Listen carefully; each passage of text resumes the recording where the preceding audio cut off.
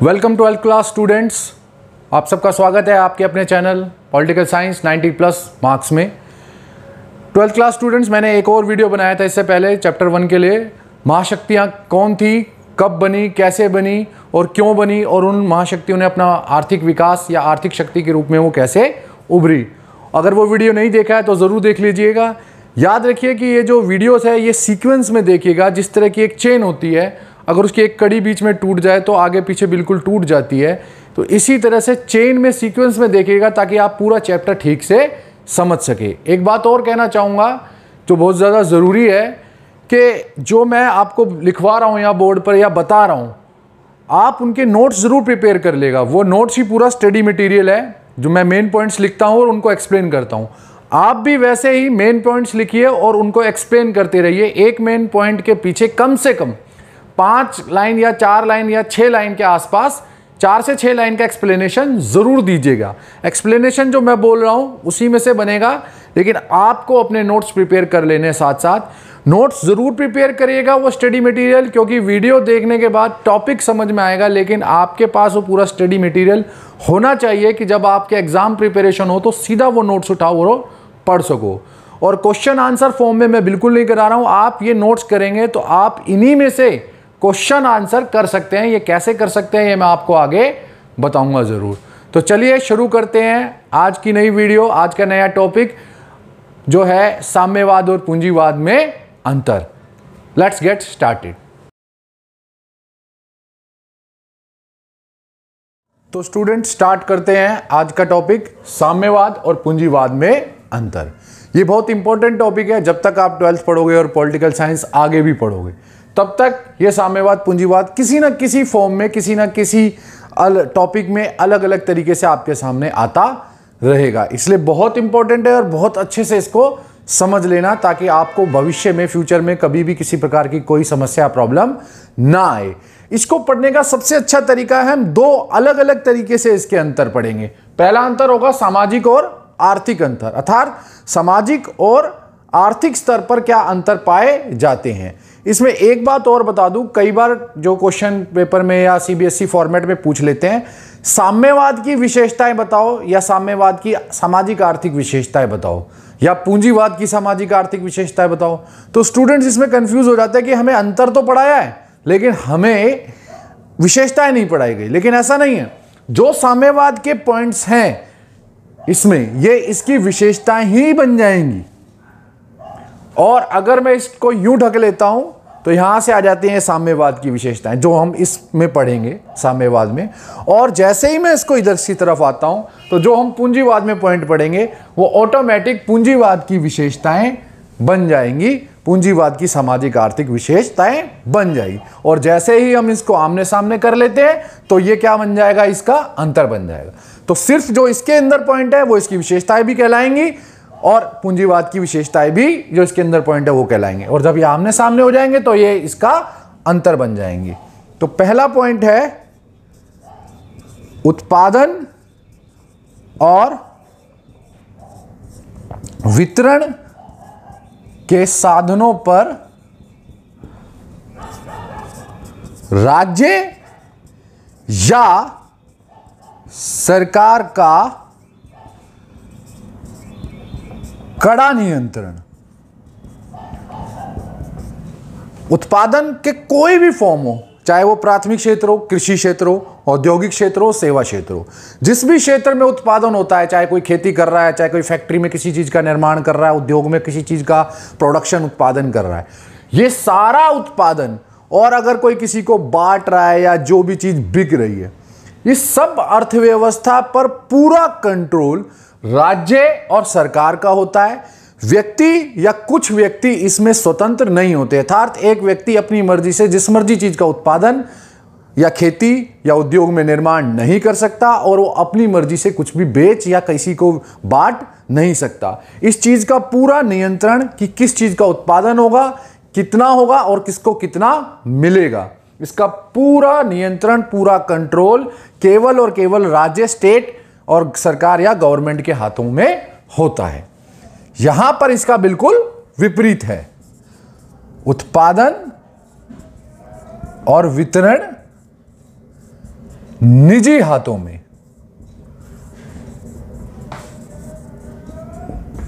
निजी हाथों में आप ये भी कह सकते हो कि राज्य या सरकार का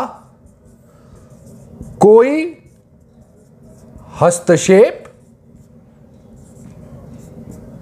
नहीं।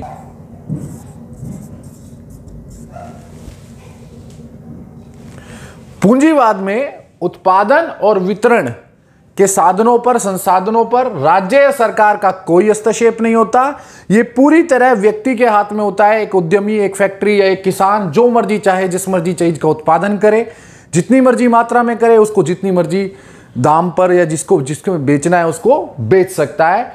अर्थात अर्थव्यवस्था पूरी तरह से मुक्त होती है, उसमें व्यक्ति के ऊपर राज्य या सरकार का कोई नियंत्रण नहीं होता और उत्पादन वितरण निजी हाथों में होता है, जिसमें सरकार या राज्य कोई किसी प्रकार का हस्तक्षेप या इंटरफेयर या शामिल नहीं होती है। वो बिल्कुल फ्री छोड़ देती है, एकदम मुक्त छोड़ देते हैं अर्थव्यवस्था को।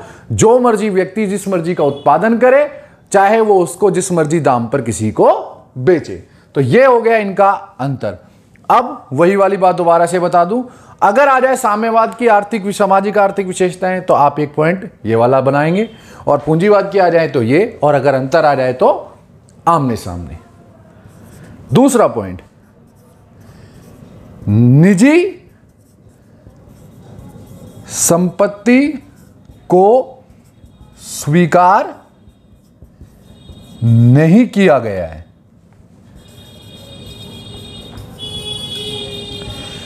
साम्यवाद में निजी संपत्ति के सिद्धांत को स्वीकार नहीं किया गया है। अर्थात या मीनिंग, कोई भी व्यक्ति यह दावा या क्लेम नहीं कर सकता कि यह जो भूमि का टुकड़ा है या ये जो फैक्ट्री है, कोई भी संपत्ति है, ये मेरी निजी है।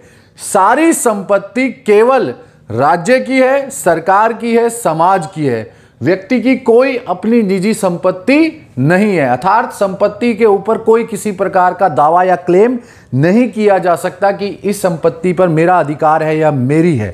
अर्थात निजी संपत्ति बिल्कुल कोई भी नहीं है। सारी संपत्ति सिर्फ और सिर्फ राज्य, सरकार या समाज की है। यहां पर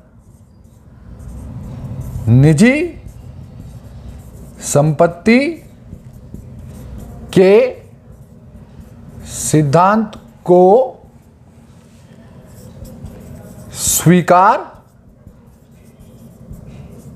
किया गया है। पूंजीवाद में निजी संपत्ति के सिद्धांत को स्वीकार किया गया है। एक व्यक्ति अपनी मेहनत से, अपनी योग्यता से चाहे तो संपत्ति अर्जित कर सकता है, निर्माण कर सकता है और उस पर अपना हक जता सकता है। उस संपत्ति को निर्मित करके कह सकता है कि ये मेरी संपत्ति है, इस पर मेरा अधिकार है, और उसका पूरा इस्तेमाल अपनी मर्जी से कर सकता है। राज्य सरकार उस पर कोई हस्तक्षेप नहीं करती। व्यक्ति फ्री है, जितनी मर्जी संपत्ति का निर्माण करे और उस संपत्ति पर जैसे मर्जी इस्तेमाल वो अपनी मर्जी से कर सकता है। तो आपने देखा ये दोनों एक दूसरे के विपरीत चल रहे हैं। पूंजीवाद में निजी संपत्ति के सिद्धांत को स्वीकार किया जाता है, परंतु साम्यवाद में नहीं किया जाता है। तीसरा, मुक्त व्यापार का प्रावधान नहीं। साम्यवाद में मुक्त व्यापार के प्रावधान को नहीं माना जाता है। मुक्त व्यापार क्या होता है? अर्थव्यवस्था में दो बहुत बड़ी चीज होती है, आयात जिसमें हम दूसरे देश से कुछ खरीदते हैं और निर्यात जिसमें हम दूसरे देश को कुछ बेचते हैं। तो साम्यवाद में मुक्त व्यापार के प्रावधान को नहीं अपनाया गया है। एक व्यक्ति अपनी मर्जी से किसी दूसरे देश से कुछ भी खरीद नहीं सकता और वही व्यक्ति या कोई और व्यक्ति कुछ भी बनाकर किसी दूसरे देश को बेच नहीं सकता। सिर्फ राज्य या सरकार यह निर्णय लेगी किसके साथ व्यापार करना है, किस मात्रा में करना है, किस देश से क्या खरीदना है, किस देश को क्या बेचना है। इसमें व्यक्ति के ऊपर या व्यक्ति के साथ में कोई उसको स्वतंत्रता नहीं मिलती है। व्यक्ति अपनी मर्जी से कोई भी व्यापार, आयात या निर्यात नहीं कर सकता है। तो साम्यवाद में मुक्त व्यापार के सिद्धांत को स्वीकार या प्रावधान बिल्कुल नहीं है। व्यक्ति अपनी मर्जी से कुछ भी खरीद बेच नहीं सकता, आयात निर्यात नहीं कर सकता।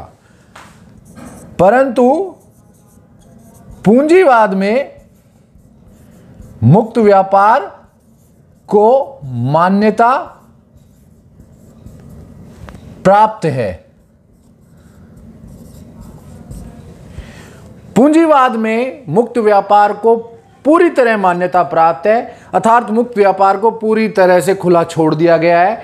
आप चाहे, एक व्यक्ति चाहे, कुछ व्यक्ति चाहे, या कोई फैक्ट्री बनाना चाहता है तो वो किसी भी देश से आयात करे और उसको बनाकर किसी भी देश में बेच दे। जैसे कि अगर किसी को मोबाइल बनाना है तो वो चाहे तो किसी भी देश में फैक्ट्री मंगाए, लगा दे।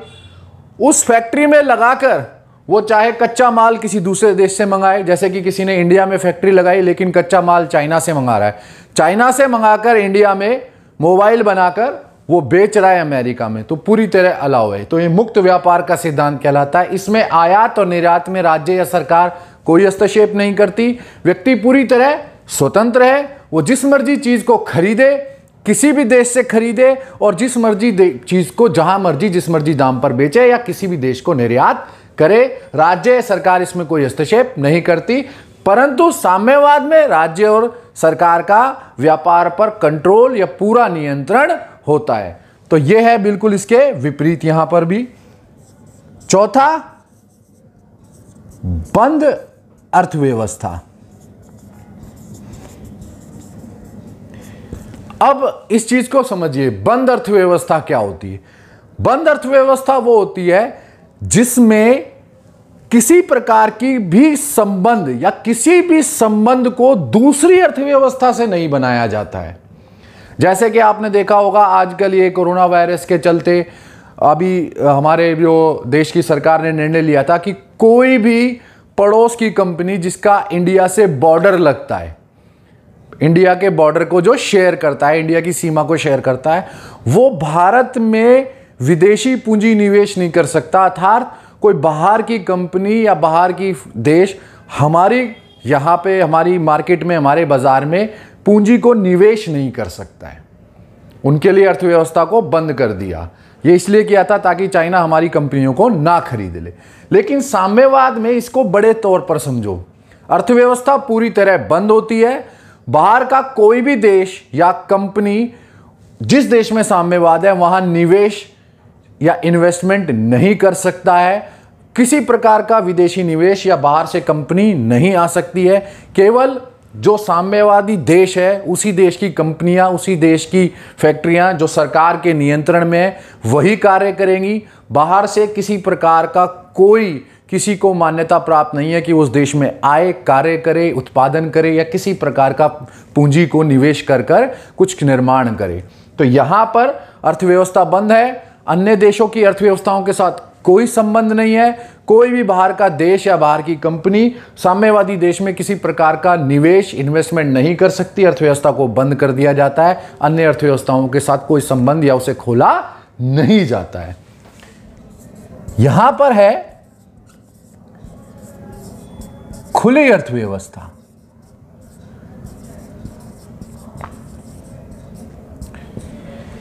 खुली अर्थव्यवस्था जिसमें अन्य देशों के लिए अर्थव्यवस्था को पूरी तरह खोल दिया जाता है। अर्थात इसको समझो कि कोई भी देश, बाहर की कंपनी या देश के अंदर जिसमें भी पूंजीवाद को अपनाया गया है उसमें अपना पूंजी को निवेश कर सकती है। वहां किसी फैक्ट्री का, किसी कंपनी का निर्माण कर सकती है और उस देश में उसको व्यापार को, उसको अपनी कंपनी को चला सकती है। उदाहरण के लिए अगर कोई कंपनी अमेरिका की जैसे एप्पल है, वो आती है इंडिया में, कहते हैं कि हमें फैक्ट्री बनानी है, तो उसको अलाउ कर दिया जाता है कि आप आइए, हमारे यहाँ फैक्ट्री लगाइए, अपनी फैक्ट्री में सामान बनाइए और अपना कहीं भी बेचिए। तो अर्थव्यवस्था क्या है? खुली है। इसका मतलब ये क्या है कि अब उस खुली अर्थव्यवस्था में कोई भी बाहर की कोई भी कंपनी या कोई भी बाहर का देश आ सकता है, वो उसमें पूंजी निवेश कर सकता है। अन्य देशों की अर्थव्यवस्था के साथ पूरा संबंध होता है, खोल दिया जाता है अर्थव्यवस्था को, कोई भी आए, पूंजी निवेश करे और अपना कार्य करे।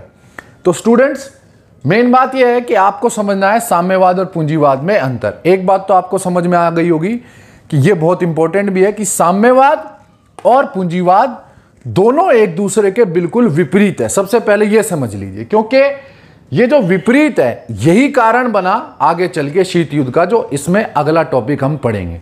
तो साम्यवाद और पूंजीवाद, सबसे पहली बात, बिल्कुल एक दूसरे के विपरीत विचारधाराएं हैं।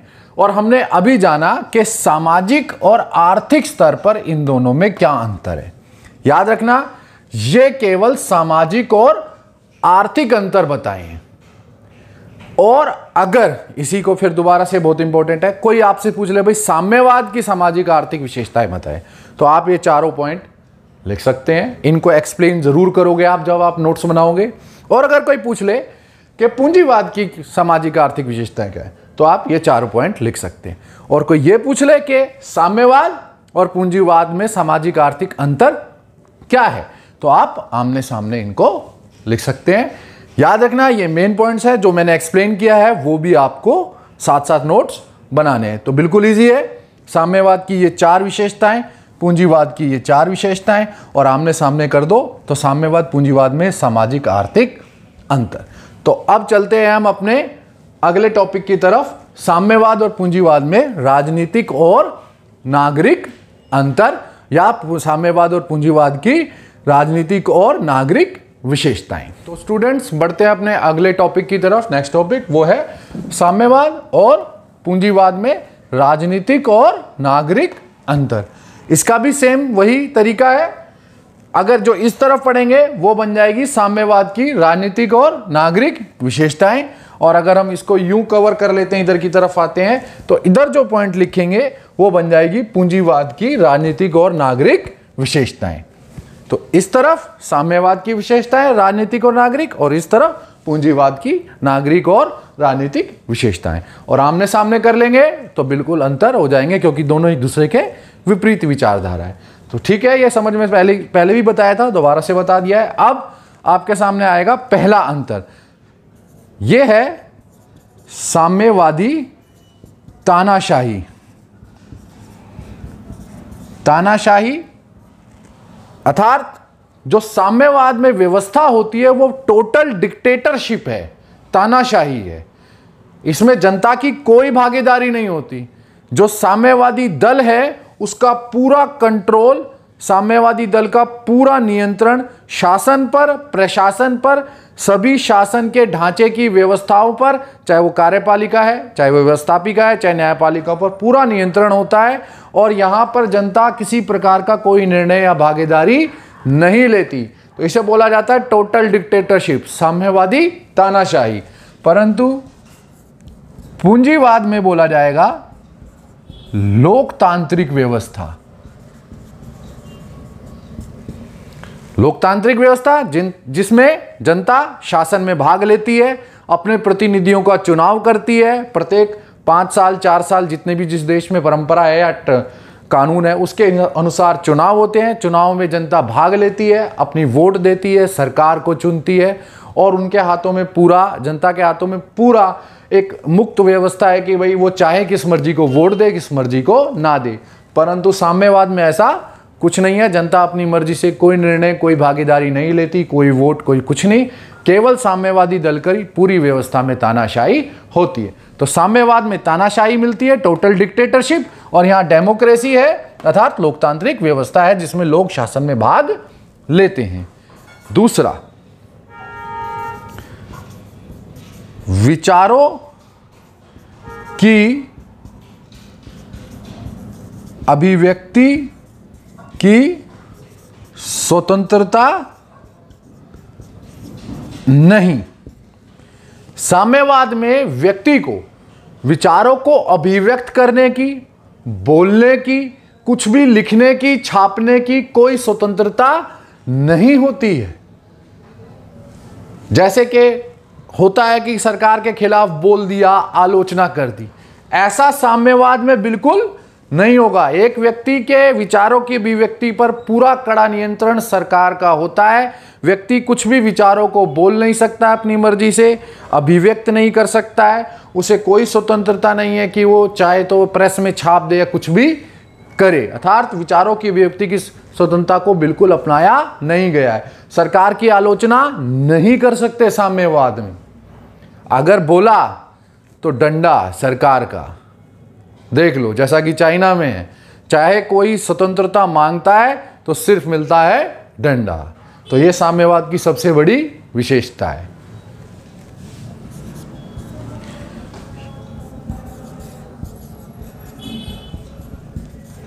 विचारों की अभिव्यक्ति की स्वतंत्रता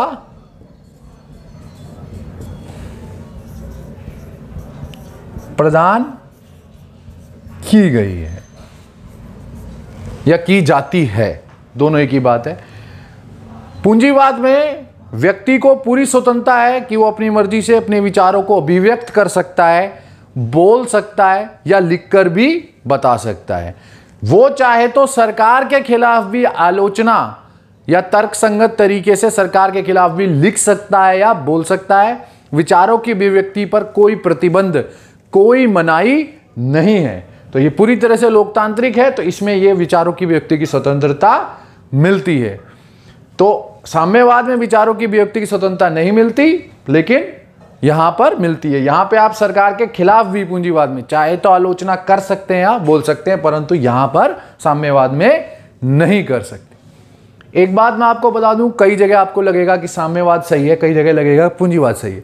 दोनों अपनी जगह पे सही है। आप व्यक्ति क्या है ना, देखो कभी भी सेटिस्फाई नहीं हो सकता है। व्यक्ति की क्या समस्या होती है, उसको जितना मिल जाए उतना कम है। अगर उसको 5 करोड़ दे दो, कहेगा नहीं यार 10 करोड़। जैसे कि पैसे का कह लो या कुछ भी कह लो, कि हमें लगेगा कि नहीं यार उसके पास इतना पैसा है, लेकिन ऐसा होता नहीं है। व्यक्ति कभी भी सेटिस्फाई या संतुष्ट नहीं होता है। आप अपनी जगह पे कल्पना करके देखो, आप स्टूडेंट हो, कि आपसे अगर बोलने का अधिकार छीन लूँ कि भाई ये ठीक है, ये नहीं मिलेगा, इस तरह रहना पड़ेगा, तो आप कहेंगे यार ये तो बोलने ही नहीं दे रहा। लेकिन साम्यवाद में उल्टा है। जब आप आगे देखोगे तो आप देखोगे साम्यवाद में रोजगार का अधिकार दिया जाता है। अर्थात एक व्यक्ति के पास काम नहीं है तो साम्यवाद में सरकार देगी, और यहां पर ऐसी कोई नहीं है, तो यहां आपको लगेगा नहीं यार रोजगार ज्यादा जरूरी है। तो दोनों विचारधारा की अपनी विशेषताएं हैं, इसीलिए किसी भी एक मत पर आप मत चले जाना। आप इसको सिलेबस और टॉपिक की तरह रखना, एक मत पर मत जाना एकदम, क्योंकि ये दोनों विचारधाराएं अपनी अपनी जगह पर दोनों सही चलती हैं, और यह दोनों के लिए ही अपने प्लस और नेगेटिव हर जगह होते हैं। पॉलिटिकल साइंस में आप एक मत पर होकर लिखने मत लग जाना, आप सिलेबस के अकॉर्डिंग लिखना, तो ये बहुत ज़रूरी है। तीसरा आएगा मौलिक अधिकारों का प्रावधान नहीं। साम्यवाद में किसी प्रकार के कोई मौलिक अधिकार नागरिकों को, देश की जनता को नहीं मिलते हैं। फिर से बता रहा हूं, साम्यवाद में कोई मौलिक अधिकार किसी प्रकार के जनता को या नागरिक को नहीं मिलते हैं, ना ही संविधान में उनका जिक्र किया जाता है, वर्णन किया जाता है। अर्थात जनता कहीं भी जाकर ये नहीं कह सकती कि यह अधिकार मुझे दिया जाए। किसी प्रकार के मौलिक अधिकारों का, किसी प्रकार का कोई मौलिक अधिकार, जैसे आपका स्वतंत्रता का अधिकार, समानता का अधिकार भारत में मिला है, ऐसा कोई साम्यवाद में नहीं मिलता। ऐसा कोई विचार, कंसेप्ट या प्रावधान को नहीं अपनाया गया है। जनता की स्वतंत्रता से ज्यादा उसकी समानता पर बल देता है। याद रखना, यह सबसे बड़ा अंतर आ जाता है। साम्यवाद ज्यादा बल देता है उसकी समानता पर। समानता भी कौन सी? खास करके आर्थिक स्तर पर, इस पर ज्यादा बल देता है ये साम्यवाद। और ये ज्यादा बल देते हैं व्यक्ति की स्वतंत्रता पर। हालांकि ये आपको लिखना नहीं है, ये आपकी जनरल एक अवेयरनेस के लिए बता रहा हूं। जो पॉइंट्स है वो ऐसे ही लिखने हैं जैसे मैं बता रहा हूं, लेकिन लोकतांत्रिक व्यवस्था में ज्यादा उस पर है, आर्थिक समानता से ज्यादा उसकी स्वतंत्रता पर बल दिया जाता है, लेकिन यहां समानता पर बल दिया जाता है। तो मौलिक अधिकारों का कोई प्रावधान किसी विचार को नहीं अपनाया गया है। देश के संविधान में या देश की व्यवस्था में कोई मौलिक अधिकारों को लिखित नहीं किया जाता है, और किसी भी प्रकार के कोई मौलिक अधिकार जनता या नागरिक को नहीं दिए जाते। यहां पर मौलिक अधिकार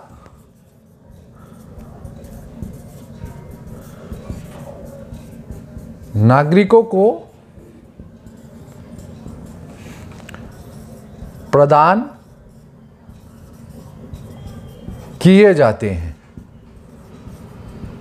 पूंजीवादी व्यवस्था में, क्योंकि लोकतांत्रिक है, देश के नागरिकों को मौलिक अधिकार दिए जाते हैं।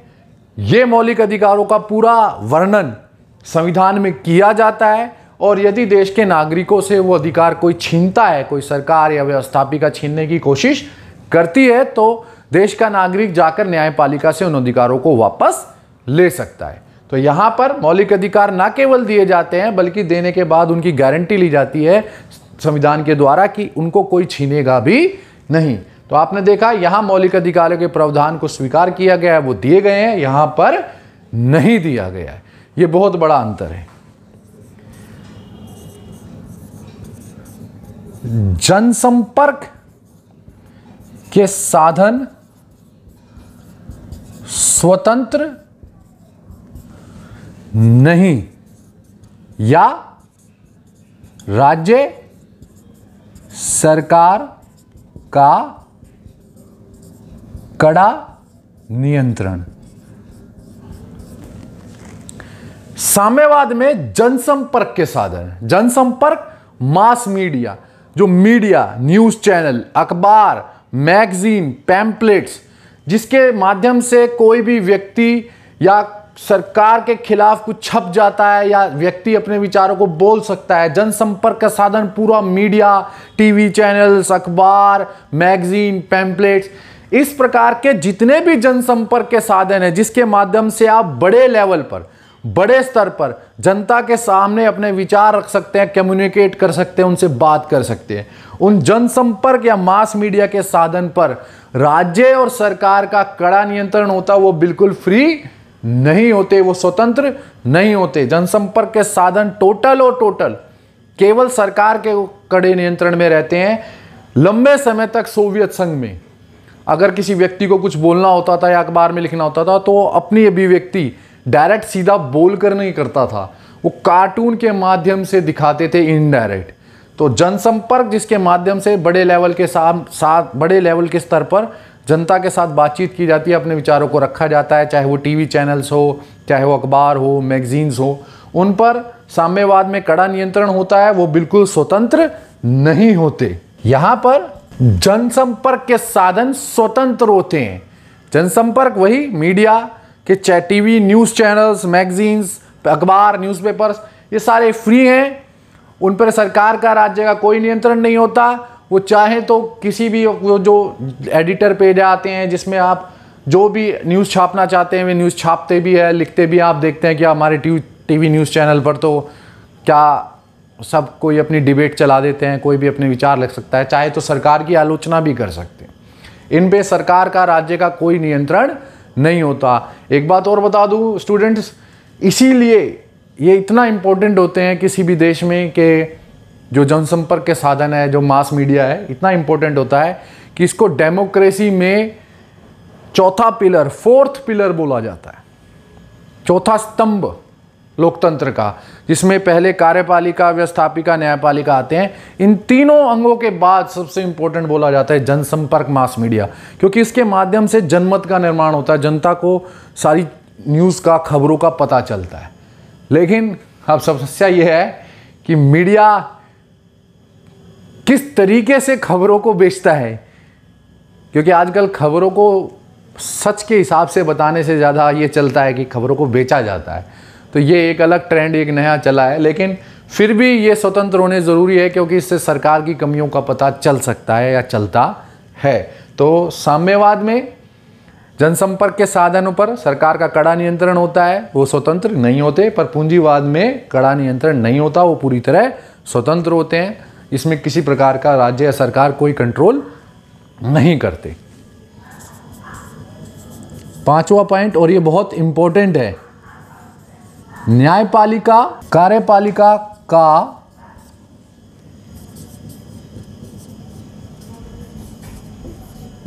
अंग बनकर कार्य करती है।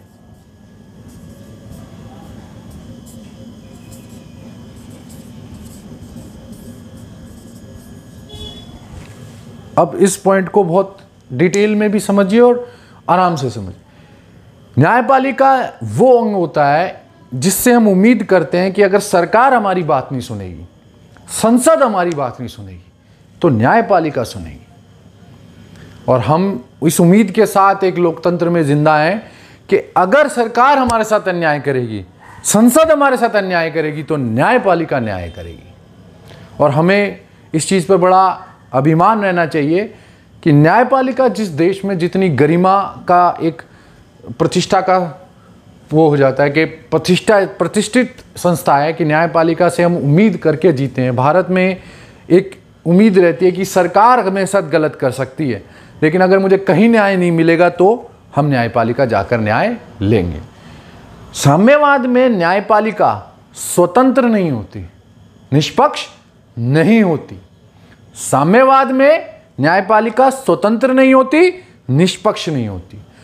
वो कार्यपालिका के नियंत्रण में उसका अंग बनकर काम करती है। अर्थात अगर कोई व्यक्ति कार्यपालिका के खिलाफ गया है तो न्यायपालिका उसको दंड दे देती है। वो अपनी मर्जी से कोई निर्णय नहीं करती है। संविधान की रक्षा से ज्यादा उसका काम है कार्यपालिका के आदेशों को लागू करना डायरेक्ट, और कार्यपालिका के खिलाफ कोई जाए तो उसको दंड देना, सरकार के खिलाफ जाए तो दंड देना, और सरकार के नियमों को जो लागू हो रहा है उनको ऐसे ही चलते रहना। यहां न्यायपालिका स्वतंत्र और निष्पक्ष नहीं होती। वो कार्यपालिका या सरकार का अंग उसके हाथ में हथियार की तरह इस्तेमाल होती। या यूं कह लो, किसी ने साम्यवाद के खिलाफ बोला तो न्यायपालिका ने उसे दंड सुना दिया। तो यहां सबसे बड़ा फैक्टर यह है कि न्यायपालिका, जिसको हम बड़ा प्रतिष्ठित संस्था मानते हैं, वो कार्यपालिका का अंग बनकर काम करती है। यहां पर न्यायपालिका स्वतंत्र और निष्पक्ष होती है।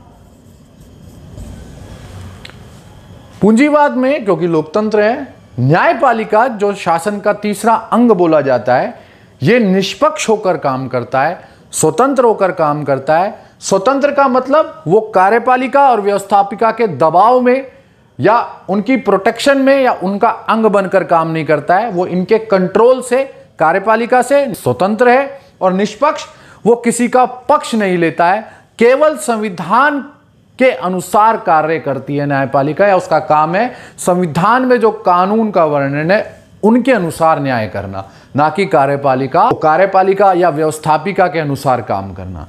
तो यहां पर न्यायपालिका स्वतंत्र है, निष्पक्ष है। अर्थात स्वतंत्र किससे है? कार्यपालिका से के दबाव से या सरकार के दबाव से और संसद या व्यवस्थापिका के दबाव। निष्पक्ष है, किसी का पक्ष नहीं लेगी, वो केवल संविधान के अनुसार न्याय करेगी, जो लिखित कानून है उसी के अनुसार कार्य करेगी, लेकिन यहां स्वतंत्र और निष्पक्ष होकर काम करेगी। परंतु साम्यवाद में किसी प्रकार की कोई स्वतंत्रता या निष्पक्षता का पालन न्यायपालिका नहीं करती। वो केवल और केवल वही काम करती है जो कार्यपालिका उसे कहती है या उसके अंग बनकर काम करती है। तो छठा पॉइंट आता है इसका, वो भी बहुत इंपॉर्टेंट है, एक बार उसको भी समझ लीजिएगा। एक दलीय व्यवस्था। साम्यवाद में एक दल, अर्थात राजनीति में सिर्फ एक ही दल होता है, वो होता है साम्यवादी दल। किसी व्यक्ति को कोई दूसरा दल बनाने का अधिकार नहीं होता और किसी दूसरे दल को राजनीति में भाग लेने का, चुनाव लड़ने का कोई अधिकार नहीं होता। शासन की संपूर्ण शक्ति, शासन का संपूर्ण ढांचा, शासन का पूरा इस्तेमाल, सारी शासन शक्तियां और प्रशासनिक शक्तियां इस एक साम्यवादी दल के हाथ में होती है। किसी भी व्यक्ति को दूसरा दल बनाने का अधिकार, दूसरा दल बनाकर चुनाव लड़ने का अधिकार और चुनाव लड़कर जीतकर शासन में भाग लेने का या शासन करने का अधिकार बिल्कुल नहीं होता। तो एक दलीय व्यवस्था है, यहां पर किसी दूसरे दल को अनुमति ही नहीं है। दल बनाने की, चुनाव लड़ने की, शासन करने की अनुमति बिल्कुल नहीं है। केवल शासन की संपूर्ण शक्तियों का इस्तेमाल एक ही दल करेगा, सिर्फ और सिर्फ साम्यवादी दल। यहां पर द्विदलीय या बहुदलीय व्यवस्था होती है। लोकतंत्र में एक दल नहीं होता, द्विदल होते हैं। कई जगह दो दल हो सकते हैं शासन के, और कई जगह पर बहुदलीय व्यवस्था, जैसे भारत में बहुदलीय व्यवस्था है।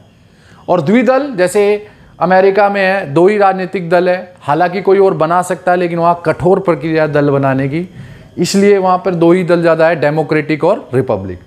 तो लोकतंत्र में एक दल के अलावा दूसरे व्यक्ति को या कुछ व्यक्तियों को अधिकार होते हैं कि वो अपना दूसरा दल भी बना सकते हैं या कई सारे दल भी बना सकते हैं।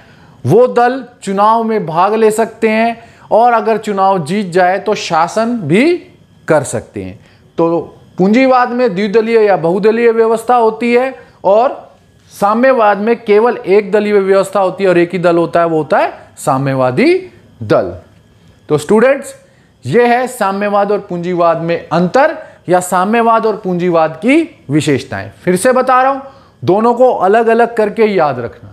साम्यवाद और पूंजीवाद में अंतर या विशेषताओं में सामाजिक आर्थिक अंतर और नागरिक और राजनीतिक अंतर, इनको अलग अलग ही लिखना, अलग अलग तरीके से इनका पॉइंट्स और इनके जो स्टडी मटेरियल आपके नोट्स बनेंगे उनको बनाना और अलग अलग याद रखना। अगर बाय चांस पेपर में आ जाता है कि साम्यवाद की सामाजिक आर्थिक विशेषताएं लिखो, जो पहले बताया था वो, और लोग या पूंजीवाद की लिखो तो आप कर सकते हो। अंतर लिखो तो वो भी बता सकते हो सामाजिक और आर्थिक अंतर क्या है। ये है राजनीतिक विशेषताएं लिखो, राजनीतिक तो आप ये लिख सकते हैं, और ऐसे ही पूंजीवाद की लिखो तो ये लिख सकते हैं, और दोनों में अंतर लिखो तो ये। अब अगर वो डायरेक्ट ही पूछ लेता है कि भाई सामाजिक आर्थिक या राजनीतिक नागरिक, तो आपको पता लग गया।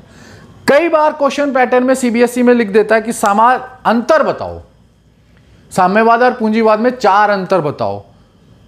अब उसने स्पेशली मेंशन नहीं किया है या एक जगह पे विशेष तौर पर उसने किसी प्रकार का कोई अवलोकन या किसी प्रकार से डायरेक्ट नहीं पूछा पिन पॉइंट करके कि सामाजिक आर्थिक बताओ या नागरिक और राजनीतिक बताओ, तो आप दोनों में से भी कोई भी लिख सकते हैं। 6 नंबर में आ जाता है कि साम्यवाद की विशेषताएं बताओ। अब आपसे सिर्फ विशेषताएं पूछी तो आप सामाजिक आर्थिक में से भी निकाल सकते हैं और इसमें से भी निकाल सकते हैं। लेकिन अगर वो सिर्फ विशेषताएं या अंतर पूछ रहा है, स्पेशली मेंशन नहीं कर रहा है कि सामाजिक आर्थिक राजनीतिक नागरिक, तो कोशिश ये करना कि आप दोनों में से कुछ एक एक पॉइंट निकालो, कुछ पॉइंट इसमें से कुछ पॉइंट उसमें से। इससे एग्जामिनर को यह जरूर पता लगता है जो चेक कर रहा है कि इस स्टूडेंट की पूरी कमांड है इस टॉपिक पर, उसको राजनीतिक आर्थिक स्तर पर भी पता है और सामाजिक और आर्थिक स्तर पर भी पता है। अगर वो नहीं पूछ रहा है तो ठीक है, हम मिक्स करके भी लिख सकते हैं, लेकिन ऐसा नहीं है कि इन्हीं पॉइंट्स को रिपीट करके लिखते रहो, ये सारे के सारे ये लिख दो, तो उसमें थोड़ा सा अच्छा नहीं लगेगा। अगर आपसे स्पेशली पूछा सामाजिक आर्थिक बताओ, तब तो बहुत अच्छा, आपने वो 4-4 पॉइंट पर लिखे हैं, उनको एक्सप्लेन कर दो अच्छी तरीके से। राजनीतिक नागरिक पूछा तो आप एक्सप्लेन कर दो अच्छे से, कोई दिक्कत नहीं है। लेकिन अगर अंतर पूछे तो भी लेकिन अगर उसने स्पेशली मेंशन नहीं किया कि ठीक है ना राजनीतिक नागरिक तो आप मिक्स करने की कोशिश करना, अंतर में भी और विशेषताओं में भी। ये बहुत अच्छा रहेगा आपके लिए। तो आई होप कि आपको ये टॉपिक समझ में आया हो, और अगर कोई भी इन टॉपिक्स में डाउट है साम्यवाद पूंजीवाद में तो मुझे कमेंट बॉक्स में ज़रूर पूछेगा, और जितनी बार भी आपको डाउट होगा या कुछ भी होगा या समस्या या प्रॉब्लम आएगी तो मैं आपको ज़रूर क्लियर करूँगा। एक बात मैं और कह दूँ, फिर से कह रहा हूं कि नोट्स जरूर बनाइएगा। ये मेन पॉइंट्स हैं जो मैं एक्सप्लेन कर रहा हूं, उन्हीं के बेस पे आप अपने नोट्स बनाते रहिएगा। वो नोट्स ही स्टडी मटेरियल के तौर पर काम करेगा। मैं फिर से बोल रहा हूं, अगर आप नोट्स नहीं बनाएंगे तो आपको टॉपिक भले क्लियर हो जाए लेकिन आपकी कमांड पूरी तरह नहीं होगी। नोट्स अपनी मेहनत के साथ साथ प्रिपेयर करिएगा, पूरी ऑनेस्टी के साथ, पूरी ईमानदारी के साथ। हो सकता है किताब की हेल्प ले लो, लेकिन किताब की हेल्प लेने का मतलब ये नहीं है किताब से टीप लो। कुछ पॉइंट्स, मैं फिर से कह रहा हूं, हर बुक में सारे पॉइंट्स नहीं हो सकते, इसीलिए आपको जिन पॉइंट्स पे मैंने बताया आप इन पॉइंट्स से ही लिखोगे, और पॉइंट्स में लिखना सबसे बेटर। पॉइंट्स में ही पूरा सिलेबस पढ़ना है, पॉइंट्स में ही सारे नोट्स बनाने हैं और पॉइंट्स में ही याद करना है। क्वेश्चन में आएगा तो हम पॉइंट्स में ही लिखेंगे, तो सबसे अच्छा तरीका वही है। और नोट्स बनाने का तरीका या फ़ायदा क्या होता है, जब हम अगली ये वीडियो बड़ी हो गई है तो आगे जब कभी होगा तो मैं उसका पूरा तरीके से बताऊंगा। आप जब तक अगले टॉपिक आता है जो बहुत इंपॉर्टेंट टॉपिक है हमारे सिलेबस का, वो है कोल्ड वार या शीत युद्ध, उसके बारे में पढ़ेंगे अगले टॉपिक में। उससे पहले आप ये साम्यवाद पूंजीवाद को बिल्कुल अच्छे से समझकर, जब समझ जाओ तो उसके नोट्स बनाकर, उसको बिल्कुल अच्छी तरह से नोट्स बनाकर अच्छे से रख लेना और अच्छे से याद कर लेना। और हम उसके आगे बढ़ेंगे अब अगले टॉपिक की तरफ, जो हमारा होगा कोल्ड वार। तो स्टूडेंट्स, अगर वीडियो अच्छी लगी हो तो लाइक करना, शेयर करना, अपने ज़्यादा से ज़्यादा दोस्तों को इससे ग्रुप से ऐड करो। ये जो ग्रुप टीचिंग है ये हमारे काम आएगी जनवरी फरवरी में, जब प्री बोर्ड आएगा। कैसे आएगी ये ज़रूर मैं आपको बताऊंगा। ये बहुत फ़ायदेमंद होती है, क्योंकि जितने ज़्यादा लोग जुड़ेंगे उससे ज़्यादा फ़ायदा होगा हमारा। इस चीज़ सिर्फ चैनल के लिए नहीं, आपकी पढ़ाई में बहुत फ़ायदा होगा। तो वीडियो अच्छा लगा हो तो लाइक करिएगा, शेयर करिएगा, चैनल को सब्सक्राइब करिएगा और ज़्यादा से ज़्यादा स्टूडेंट्स को जोड़ने की कोशिश करिए। और इसी उम्मीद के साथ कि ये टॉपिक आपको समझ में आ गया है, हम अगले टॉपिक की ओर बढ़ेंगे। Thank you for watching political science 90+।